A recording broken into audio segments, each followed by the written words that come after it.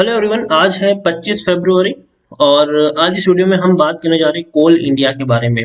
देखिए 8% की एक बहुत बड़ी रैली आज हमें यहाँ पर देखने को मिली है। 155 रुपए से भी ऊपर ये शेयर अभी ट्रेड कर रहा है। और अगर आप मेरे चैनल को रेगुलर फॉलो करते हो तो कोल इंडिया के ऊपर इससे पहले भी मैंने वीडियोस बनाए हैं।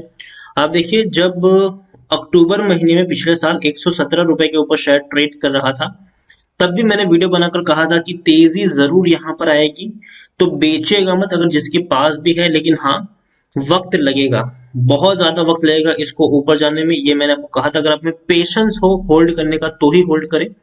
और इतना ही नहीं, 28 दिसंबर को जब 138 रुपीज का ये शेयर था, तब भी मैंने कहा था कि अगर आप कोल इंडिया में खरीदारी अगर आपने करके रखी है तो आप यहाँ पर बने रह सकते हो, बेचेगा मत। तेजी आपको जरूर देखने को मिलेगी, लेकिन आपको यहाँ पर इंतजार करना पड़ेगा।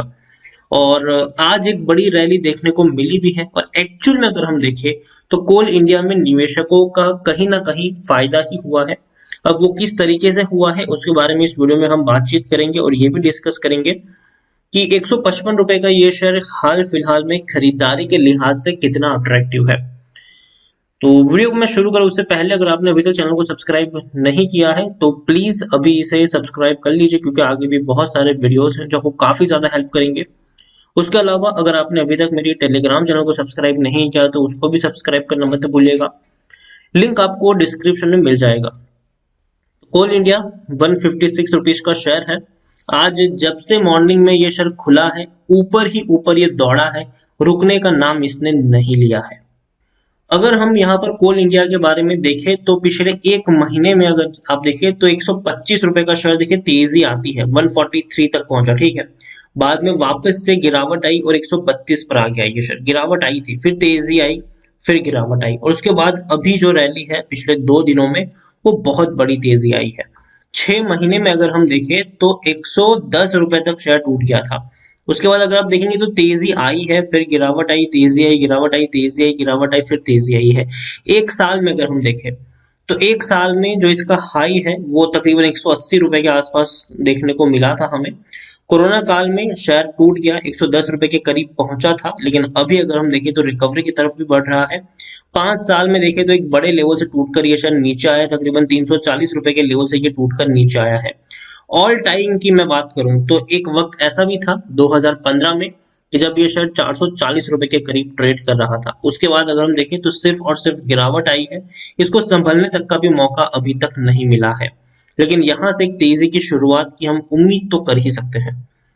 लार्ज कैप शेयर है ये, 83,000 करोड़ से भी ज्यादा का इसका मार्केट कैप है। एनएससी में अगर हम देखें तो 8.5 करोड़ से भी ज्यादा का इसका हमें वॉल्यूम ट्रेड देखने को मिल रहा है। काफी बड़ी क्वांटिटी में लोगों ने यहाँ पर खरीदारी और बिकवाली की हुई है।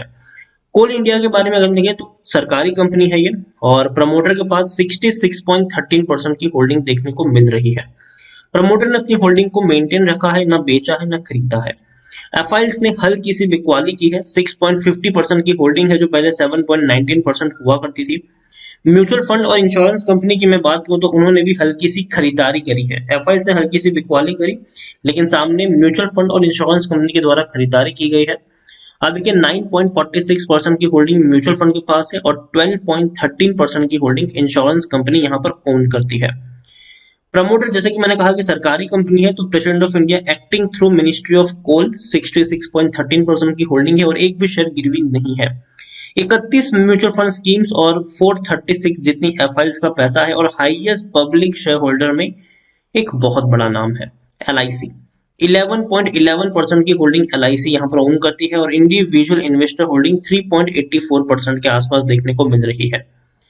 अब अगर हम बात करने जाए तो हाल फिलहाल में ही इन्होंने डिविडेंड पे किया था नवंबर महीने में, ठीक है।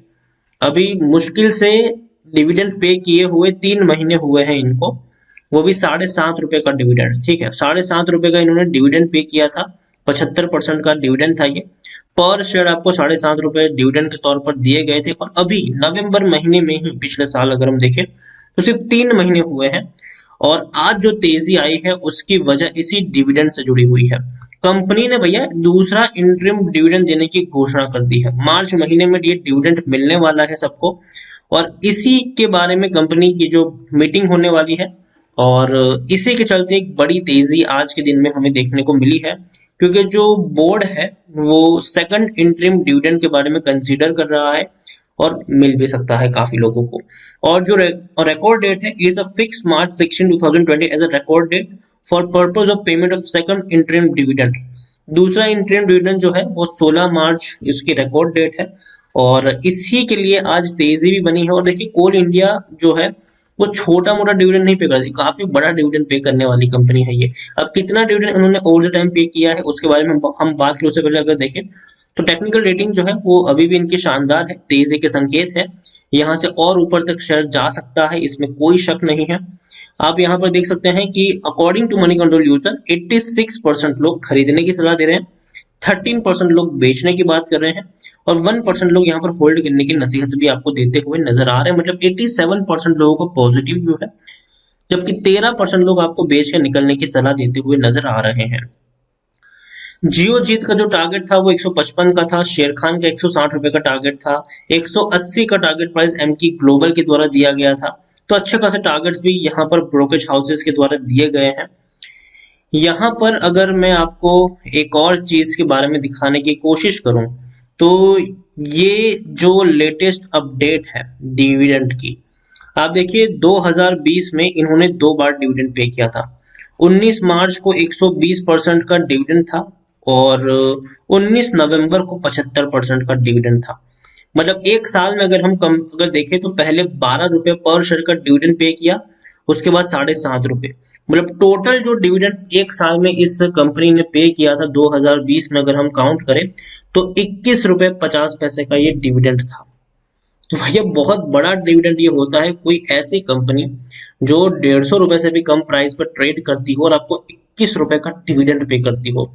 साल में 2 बार डिविडेंड पे किया था इस कंपनी ने। इससे पहले कंपनी साल में एक ही बार डिविडेंड पे करती थी।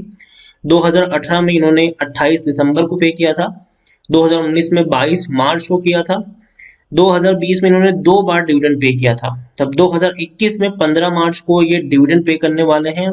अब कितना परसेंट करेंगे वो तो जब मीटिंग होगी तभी पता चलेगा। लेकिन उम्मीद करते हैं कि अच्छा डिविडेंड पे करने के लिए कंपनी जानी जाती है, तो जो परसेंटेज होगा डिविडेंड का वो भी बहुत ही बेहतर होगा, शानदार होगा। और जिस तरीके से साल 2020 में 2 बार डिविडेंड ये कंपनी पे कर चुकी है, 2021 में भी एक्सपेक्टेशन तो यही है कि कंपनी 2 बार डिविडेंड पे करेगी। रेवेन्यू भी अच्छे हैं, इंक्रीज हुए हैं, इंप्रूव हुए हैं। कोरोना काल में 18,485 करोड़ का जो रेवेन्यू था वो सितंबर अनलॉक फेज आते आते 21,150 करोड़ तक पहुंचा, और दिसंबर में ये 23,685 करोड़ के आसपास पहुंच गया। प्रॉफिट की भी अगर हम बात करें तो प्रॉफिट भी अच्छे हैं, धीरे धीरे इंप्रूव हो रहे हैं। हालांकि प्री कोविड लेवल जितने तो नहीं है, क्योंकि पहले अगर हम देखें तो 4,000 करोड़ के प्रॉफिट थे, लेकिन अब 3,000 करोड़ के आसपास के प्रॉफिट्स हमें यहाँ पर देखने को मिल रहे हैं। तो डिविडेंड की खबर ने शेयर में आज बड़ा तेजी का काम किया है। और इवन अगर आज देखें तो मार्केट में भी बहुत बड़ी रैली थी, तो कहीं ना कहीं उसने भी थोड़ा सा पुल बैक किया है, इसको ऊपर ले जाने में जरूर मदद की है। कोल इंडिया मुझे लगता है कि अगर आपने काफी सालों से भी अगर आपने आपने इसमें खरीदारी करके रखी हो, तो अगर डिविडेंड मिला के सब कुछ अगर हम देखे जाए तो नुकसान तो उतना ज्यादा किसी को हुआ नहीं है यहाँ पर। तो ओवरऑल मैं कहूंगा कोल इंडिया में कि अगर आपने खरीदारी की है तो आप यहाँ पर चाहे तो बने रह सकते हैं। और हाँ, लेकिन उनको जरूर नुकसान हुआ होगा जो लोगों 400 रुपए के लेवल से खरीदारी की है। लेकिन जो शुरुआती दौर से अगर जो होंगे, मतलब 10 साल से, मतलब जिन्होंने शुरुआती दौर से होंगे, तो डिविडेंड मिलाकर कोई उतना बड़ा नुकसान उनका हुआ नहीं है। और अभी भी मुझे लगता है कि शेयर में अगर आपने खरीदारी की है तो आप बने रहिए, तेजी आएगी, यहाँ पर अच्छी खासी तेजी देखने को मिलेगी। इवन पिछले महीने मैंने आप एक वीडियो बनाकर आपको इन्फॉर्म भी किया था कि सोलर के सिस्टम, सोलर बिजनेस में भी कंपनी एंट्री कर रही है। कोल इंडिया अगर हम देखें तो सोलर के बिजनेस में एंट्री करने वाली है। तो ये भी कंपनी भले ही अभी कोयले के बिजनेस में है, लेकिन जैसे जैसे इनको भी वक्त मिलेगा ये भी अपने आप को चेंज करने की कोशिश जरूर करेंगे फ्यूचर में भी। तो मुझे लगता है कि आप चाहे तो बने रह सकते हैं कोल इंडिया के साथ। 155 का शेयर है, अभी और ऊपर तक जा सकता है। अच्छा खासा डिविडेंड पेइंग भी शेयर है ये। इवन आप जितना बैंक आपको डिविडेंड नहीं देता उससे ज्यादा डिविडेंड तो ये कंपनी आपको पे कर ही रही है। तो मेरे हिसाब से बने रहिए, तेजी अभी भी जारी रहेगी। यहाँ पर 170 175 रुपए तक के टारगेट्स फ्यूचर में देखने को मिलेंगे। लेकिन हाँ, अप्स एंड डाउन्स आती रहेगी। तो अगेन मैं कहूंगा आपको, आप अगर इसका चार्ट देखोगे तो इसी तरीके का ग्राफ आपको फ्यूचर में भी देखने को मिलेगा। तेजी है तो गिरावट भी आएगी। देखिए 126 पे था, 143 तक पहुंचा, वापस 132 तक टूट गया था ये, ठीक है, फिर से बाउंस बैक किया, फिर गिरावट आई, फिर तेजी आई।